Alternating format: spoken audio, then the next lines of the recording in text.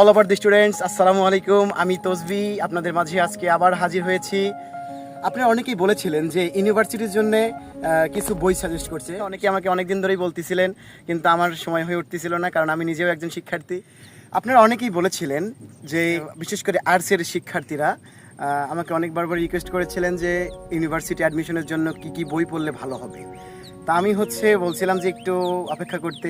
আমি চেষ্টা করব আপনাদের বেস্ট বইগুলো সাজেস্ট করা, যাতে আপনাদের অ্যাডমিশন টাইমে আপনাদের অনেক হেল্প হয়। অ্যাডমিশন এবং কলেজ এই দুইটাই যাতে একসাথে শেষ হয়, এবং কোন বইগুলো পড়লে অল্প পড়া দিয়ে আমরা বোর্ডে প্লাস কলেজে প্লাস অ্যাডমিশনে চান্স পাবো, অর্থাৎ এইগুলোতে আমি কিভাবে কমন পাবো। তো এইগুলোর জন্যে আমি সহ আমার কিছু বন্ধুবান্ধব আছে যারা বিভিন্ন বিশ্ববিদ্যালয়, পাবলিক বিশ্ববিদ্যালয়তে লেখাপড়া করতেছে, এদের সাথে যোগাযোগ করে এদের সাথে আমি বৈঠক করে কিছু গুরুত্বপূর্ণ বই আমি কালেক্ট করেছি, এবং আমার নিজের কিছু ব্যক্তিগত কিছু সাজেশন আছে। আর্টসের জন্য মনে করেন ম্যান্ডেটরিলি পড়তে হবে এই বিষয়গুলো। মনে করেন যে এই যে আমার পাশে যে টেক্সট বুক টপিক সম্পর্কে আগে আমরা একটু আইডিয়া নিব, তাহলে মোটামুটি আমাদের একটা ধারণা চলে আসবে। পাশে দেখতেছেন টেক্সট বুক। এই টেক্সট বুকটা ইংলিশ টেক্সট বুক। এটা আমাদের পড়তেই হবে, কারণ এটা আমাদের বোর্ডেও আছে, কলেজেও আছে, প্লাস অ্যাডমিশনের জন্য এখান থেকে একদম হুবহুব কমন পড়বে। তো এখান থেকে আমরা কি পড়বো সেটা আমরা অন্য ভিডিওতে জানবো। আপাতত কি বই পড়তে হবে এতটুকু আজকে আমরা জানবো। এখন আমাদের জানতে হবে, যেহেতু আমরা ইংলিশ টপিক নিয়ে প্রথমত আলোচনা করতেছি, আমাদের পরীক্ষায় আমাদের আসে কোনটা ইংলিশের এটার সাথে আর কি পড়তে হবে।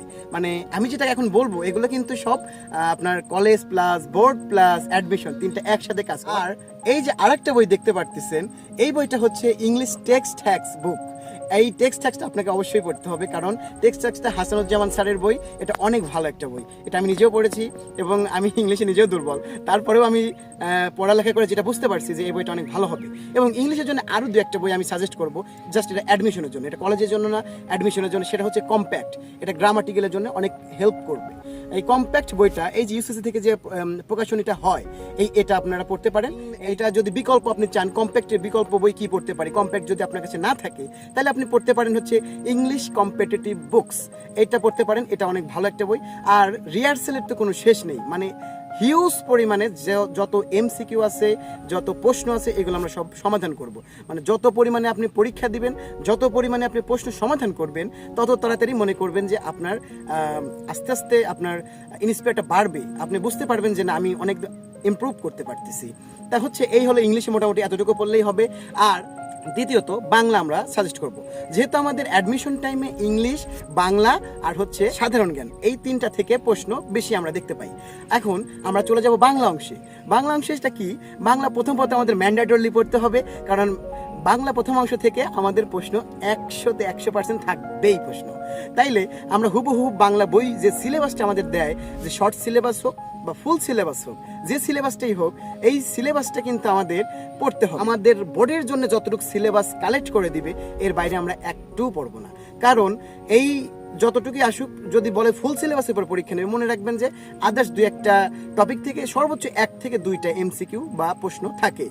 আমাদের টার্গেট থাকবে যাতে আমরা ঢাকা ইউনিভার্সিটিতে চান্স পাই। তাহলে আমাদের তার জন্য পড়তে হবে কি, শুধু ঢাকা ইউনিভার্সিটির জন্য পড়লেই হবে না, আমাদের টার্গেট রাখতে হবে, যেহেতু আমরা এখন বোর্ডের জন্য প্রিপারেশন নিচ্ছি, অনেকে অ্যাডমিশনের জন্য প্রিপারেশন নিচ্ছি।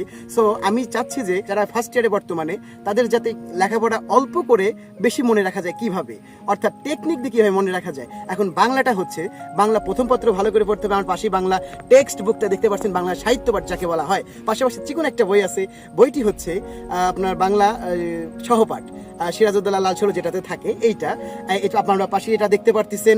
তা এই বই পাশাপাশি আপনারা এই বাংলার এই দুইটা বই তো ম্যান্ডেটরি পড়তেই হবে। তারপর বাংলা দ্বিতীয় পত্র আমরা পড়বো। বাংলা দ্বিতীয় পত্রের জন্য কি পড়বো? এখন বোর্ডের জন্য আমরা বাংলা দ্বিতীয় পত্র কোনটা পড়লে আমাদের কমন বেশি পাবো।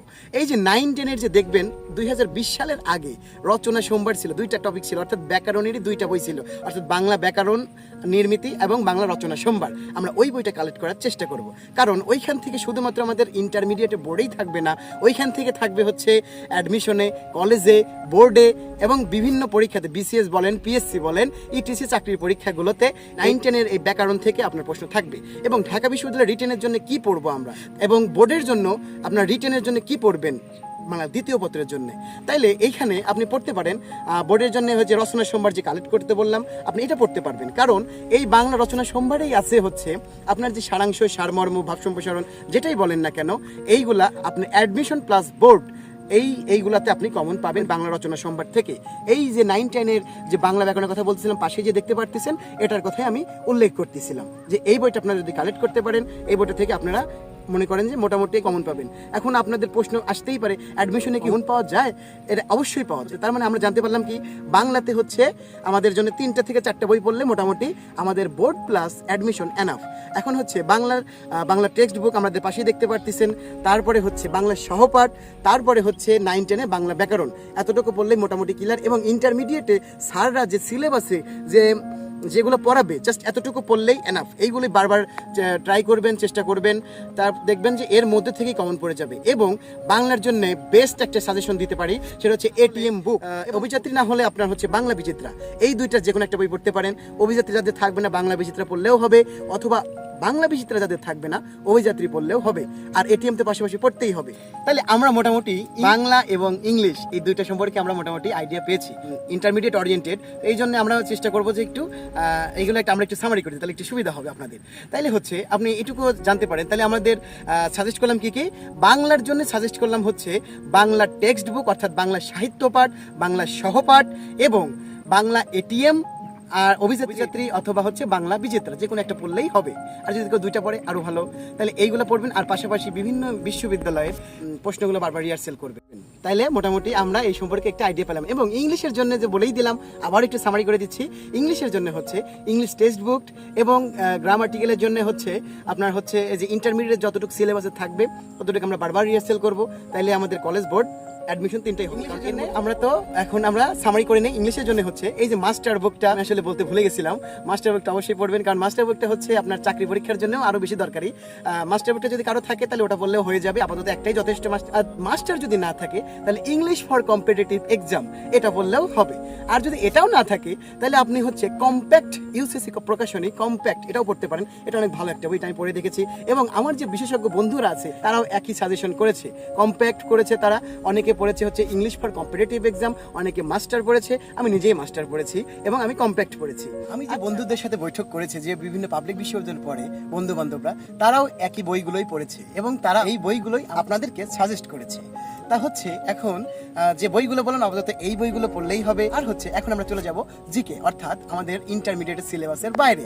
এখন আমরা জিকেতে দেখুন আমরা কিভাবে কুপকাত করব, অর্থাৎ 30-এ 30 নেওয়ার চেষ্টা করব কিভাবে, আমরা সেটা দেখব। জিকেতে হচ্ছে আমরা MP3 ফলো করতে পারি, অথবা জুবাইর জিকে ফলো করতে পারি, এবং মিহির জিকে, খন্দকার জিকে, একটা জিকে পড়লেই হবে। হচ্ছে যাদের টার্গেট থাকবে 1 থেকে 100-এর মধ্যে পজিশন রাখার, তারা আপনার মনে করেন MP3 পড়তে পারবেন, পাশাপাশি হচ্ছে জুবাইর জিকেও পড়তে পারবেন। দুটো একসাথে পড়তে হবে, তাইলে মোটামুটি একটা আইডিয়া পাওয়া যাবে জিকে সম্পর্কে। আর তাছাড়া আপনার যে ইন্টারমিডিয়েটে ইতিহাস, ভূগোল, অর্থনীতি, ICT, এই যে পৌরনীতি, এইসব সাবজেক্টগুলো থেকে প্রশ্ন একটু বেশি আসে।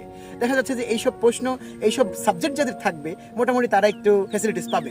আমার পাশেই দেখতে পাচ্ছেন হচ্ছে জিকে বই, জিকে MP3, আন্তর্জাতিক এবং বাংলাদেশ, এই দুইটা। এবং আমি নিজেও পড়েছি এবং আমার যে বন্ধু বান্ধবের সাথে আমি কথা বলেছি তারা নিজেরাও বলেছে জুবাইর জিকেটা ভালো হয় এবং জুবাইর জিকেটা খুব সুন্দরভাবে গুছিয়ে দেওয়া আছে। তাহলে আমরা জুবাইর জিকেও পড়তে পারি। আমি নিজেও জুবাইর জিকে পড়েছি, আমি MP3 পড়ি নাই। জিকে সম্পর্কে যেটা বলতেছিলাম সেটা হচ্ছে যে আমি যে অলরেডি বলে দিয়েছি MP3 কথা, জুবাইর জিকের কথা, খন্দকার জিকের কথা, আপাতত এগুলো পড়লেই হবে। তবে আমি মনে করি যারা হচ্ছে শুধু চান্স পেতে চায় তাদের জন্য জুবাইর জিকে ফার্স্ট ক্লাস ভালো মতো করে পড়লে ইনশাল্লাহ এর মধ্যে থেকে 30-এর মধ্যে 28 থেকে 29টা, এমনকি 30-এ 30ও কমন পড়ে যেতে পারে। এবং সাম্প্রতিক কিছু তথ্য আছে, অর্থাৎ কারেন্ট অ্যাফেয়ার্স আমরা ফলো করব।